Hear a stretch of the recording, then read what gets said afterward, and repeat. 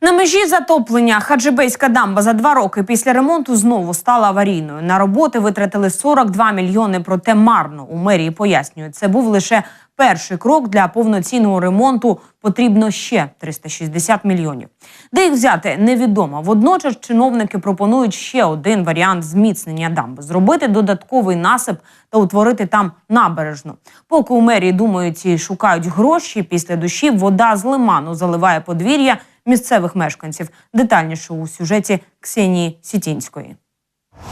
Ложится так называемый бантекс, который на сегодня уйдет в море где-то метров на 10 и приведет к тому, что, во-первых, снизится точечное влияние на дамбу, то есть этих острых углов железобетона.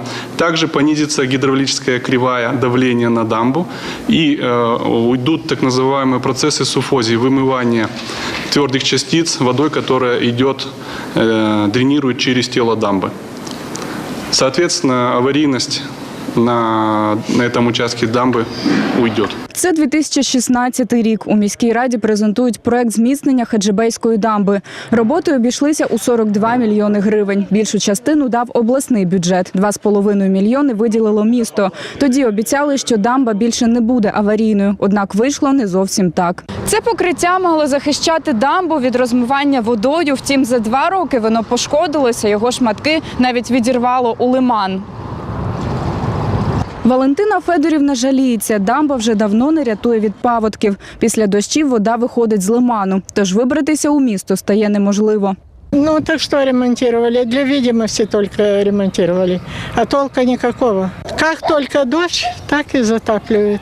Так у нас и трамваи не ходят, и здесь полно воды у нас по дороге.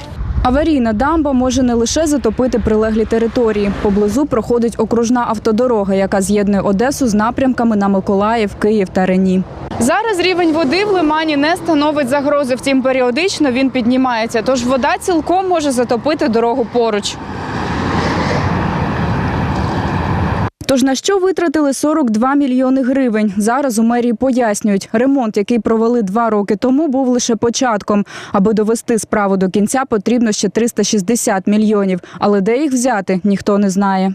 Следующим этапом должно было пройти процесс понижения уровня дамбы. То бишь был разработан проект строительства самотечного сбросного канала от Хаджибейской дамбы до Черного моря в районе завода резинотехнических изделий, так называемого Агарового завода. На данный момент проектная документация разработана.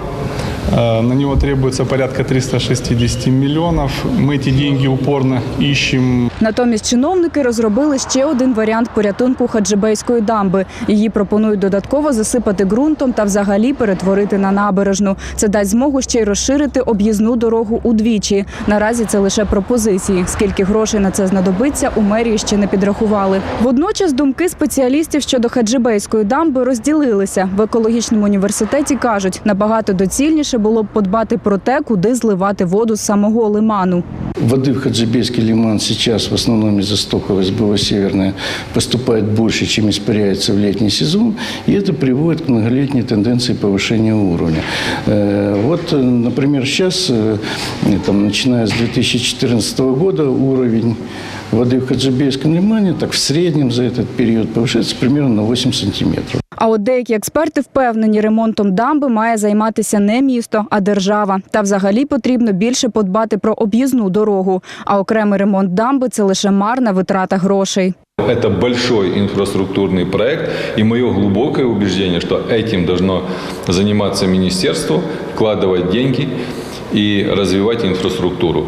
Що буде далі з Хаджибейською дамбою, наразі не зрозуміло. Вона досі не належить нікому – ні місту, ні області, ні державі. Тож і стежити за нею нікому. А отже, за її стан фактично ніхто не відповідає.